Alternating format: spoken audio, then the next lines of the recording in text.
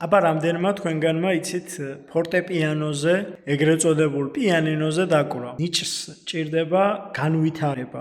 სპორტშიც, ხელოვნებაშიც და სხვა დარგებშიც თუ არ გამოიყენე და თუ არ განავითარე ნიჭი, ქართული ტრადიციული გამოთქმა ასეთი ნიჭიერია, მაგრამ ზარმაციო, აი ეგ შეგურჩება ხელში თუ ვიზარმაცეთ. ქართველებს ბევრი მიმართულებით გვაქვს ნიჭი, მათ შორის მუსიკალური ნიჭიც გვაქვს და ამიტომ ეს ყველაფერი გამოსაყენებელია. სხვათა შორის მღეროდი კიდევაც ბავშვობაში და შემდეგ დროთა განმავლობაში ხმის ტემბრი შემეცვალა, ამიტომ უკვე აღარ გამიგრძელებია სიმღერა როგორც ასეთი. ხალხურ მუსიკებს ვღეროდი და სოლისტიც ვიყავი. ბევრი ნიჭი მაქვს, მე, ავიც, ლექსებსაც წერდი და დღესაც წერ, როცა არ მეზარება. ნიჭი ყველა შეიძლება გქონდეს, მაგრამ სამწუხაროდ ჩვენთან ნიჭის განვითარება დაკავშირებულია ფინანსებთან და ბევრი ნიჭიერი ადამიანი იკარგება სიდუხჭირეში ყოფნის გამო. ამიტომ საჭიროა ასეთი ადამიანების აღმოჩენა და დახმარება, რასაკვირველია, იმიტომ რომ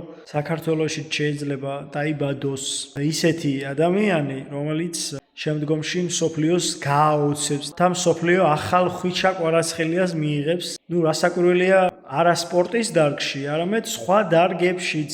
ჩვენ ძალიან ნიჭიერი ხალხი ვართ. ვიღაცები კი გვეუბნებიან, რომ ერთი ჩვეულებრივი ერი ვართ, მაგრამ ეგრე არ არის. ჩვენმა ქვეყანამ შვა ვაჟა-ფშაველა, შოთა რუსთაველი და ასე შემდეგ და ასე შემდეგ. მათ უმრავლესობას არც მდიდარი წინაპრები ყავდათ და არც თბილისის პრესტიჟულ უბანში ცხოვრობდნენ. ცხოვრობდნენ რეგიონში, ცხოვრობდნენ მთის ძირში და ამ ყველაფრის დამსახურებით ისინი ქმნიდნენ შედევრებს. მე ბევრი მსვენია მათ შორის იმასთან დაკავშირებით, რომ აი თითქოს ღარიბი ოჯახიდანაა და როგორი ლამაზ და ჭკვიანი ადამიანია. სილამაზეს და ნიჭს და გონებრივ სიძლიერეს არ ასაზრდოვებს ფინანსები პირიქით. როცა ადამიანი სიდუხჭირეში ცხოვრობს, ის ყველანაირად ცდილობს, რომ თავისი ნიჭი გამოიყენოს.